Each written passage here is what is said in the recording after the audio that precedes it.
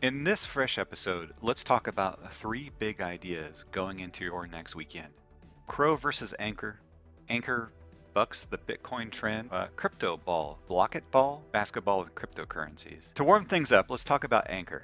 Did you notice that ANKR bucked the Bitcoin downside trend this week of November 15th? We don't often see a cryptocurrency move to the upside against the massive orbit of Bitcoin. That, my friends, is a notable event. Second, let's continue our unusual exploration of basketball and cryptocurrency, which at this point is turning out to be one of the unexpected journeys I've taken with the research for this channel. By bringing attention to the Crypto.com deal, that is, where Crypto.com secured the naming rights to the Staples Center. Now, for those who don't know, Staples Center is in downtown Los Angeles, California. This almost 60 days to the day from the announcement of the ANKR partnership with the Sacramento Kings.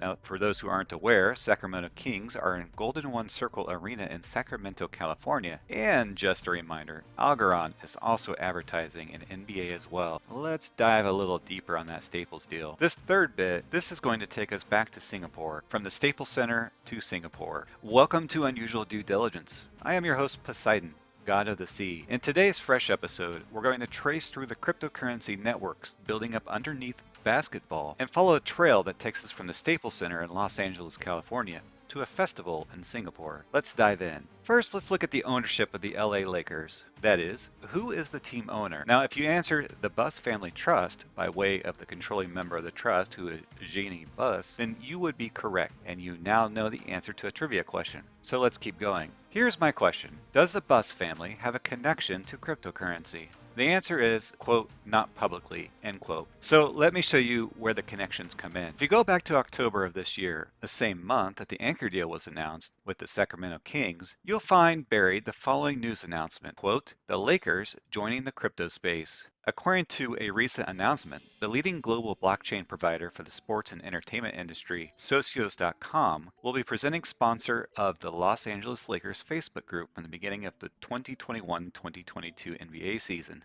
End quote. So, okay, a cryptocurrency company before the Staples Center naming rights were bought entered a deal with the Lakers to be a sponsor of a Facebook group. Here's a bit more. If you follow the links, you'll find the following quote, as an organization that places great importance on serving and engaging with our fans, we are excited that Socios.com has shared perspective and will help support our initiatives to serve the Lakers fan base, end quote, said Tim Harris, president of Business of Operations with the Lakers. Now, Tim Harris, who is Tim? Well, he's the guy that runs the business affairs of the Lakers, and where it gets a little interesting. If you follow a thread, you'll find your way to an article talking about Coinbase's involvement with the NBA. Here it is, quote, through this exclusive partnership, Coinbase will reach the divisions under the NBA umbrella, including the WNBA, NBA 2K League, USA Basketball, and the NBA G League. The deal did not mention anything about NBA fans being able to buy tickets and merchandise using crypto.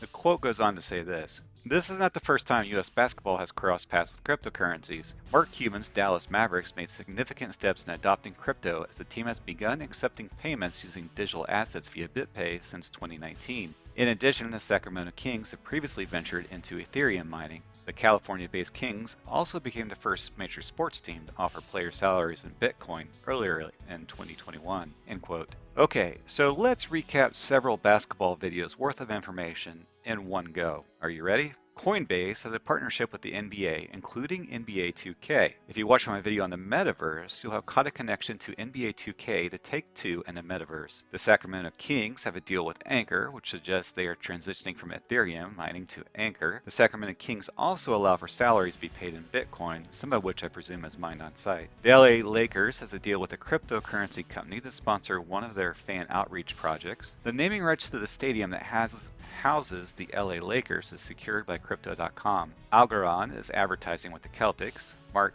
Cuban, club owner of the Dallas Mavericks, is a very large investor in Polygon, which you might know as Matic. M-A-T-I-C. ANKR has both connections to Polygon and CRO, and in prior videos I traced a number of these back to something happening in Singapore. So, let me drop this information on you before we close out for today. November 14th, someone by the name of Chris Marzalak was live in Singapore at the Singapore FinTech Festival. Don't recognize the name? It's the CEO of Crypto.com, tied with CRO, or CRO, the outfit that just secured the naming rights to the Staples Center. Small world, am I right? Let's ask the question then.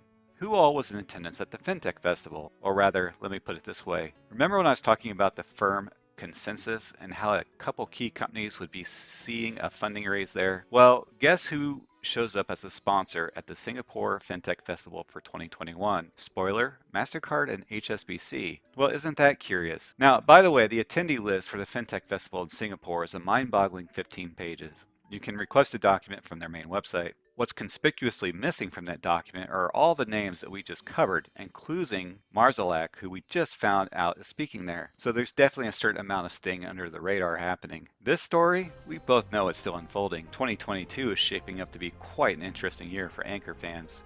In this episode of Unusual Due Diligence, I brought together several threads to summarize what we know so far of the unusual due diligence around basketball and, unintentionally, Singapore, from CRO, ANKR, AMP, Algorand, and more.